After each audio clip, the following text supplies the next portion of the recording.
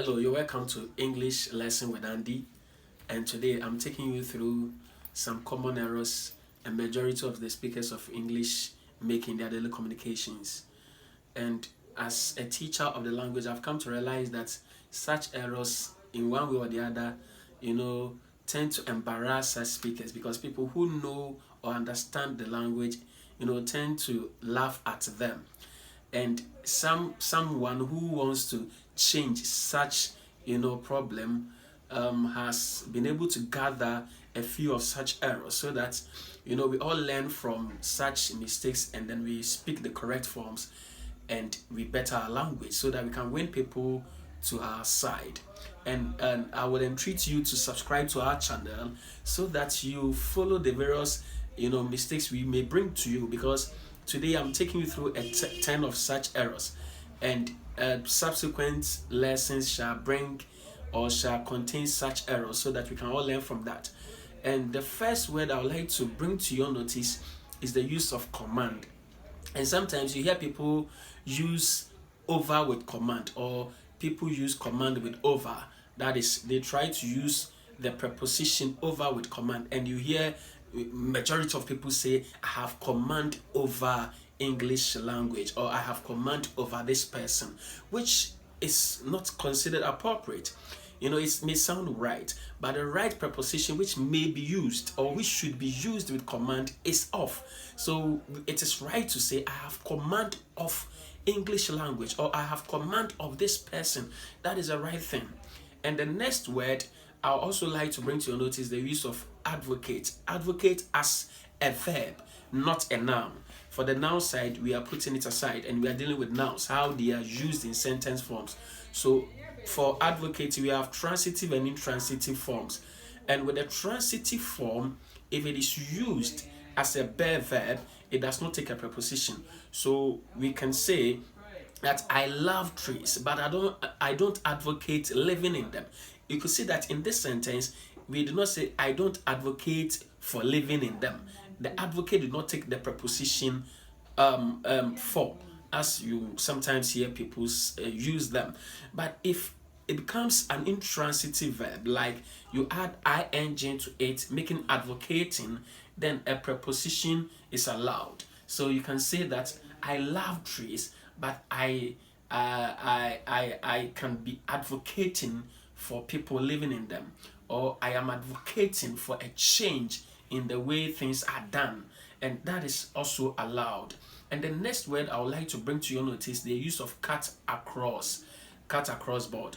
And that is what you hear a lot of people say, that the principles cuts across board. No, it's supposed to be the principles cuts across the board. The principles cuts across the board. There must be the definite article in between across and then board to make it appropriate. And that is one thing that we should also learn. And then the next word I would like to also bring to your notice is the use of food. Like if a food is allowed to stay somewhere for quite a long time, and probably the food does not taste as we want it, you hear people say the food is bad, the food has gone bad, and sometimes you wonder what they mean by that. So the right word should be the food has gone rancid. The food has gone rancid, and that is an appropriate word to use in this stead. The food has gone rancid. And another word I also like to bring to your notice is the use of get off. Get off. Sometimes when people are on board a vehicle and then they want to really come down of the vehicle, you hear them say that get down the vehicle. Get down the vehicle, which is not correct. It's supposed to get off the vehicle or get off the car. Then it means that the person is coming out of the car, and that is the correct form is supposed to be. So there are such errors we are supposed to move away from. And the next word I also like to bring to your notice is the use of solicit. Solicit.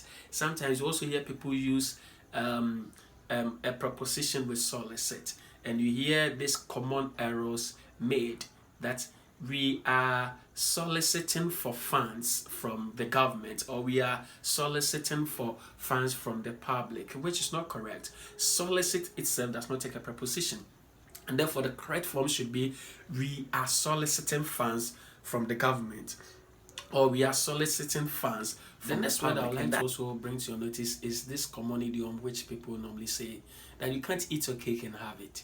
And sometimes when you hear them, you tend to laugh if only you know it. And it sounds so nice in the ears of such speakers.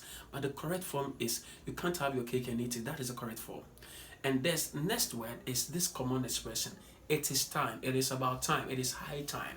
And sometimes we tend to get confused about the verb which should come in the main clause. Anytime you use expressions like it is time, it is about time, it is high time, the next verb in the main clause should be a past tense. So it is time we left for home.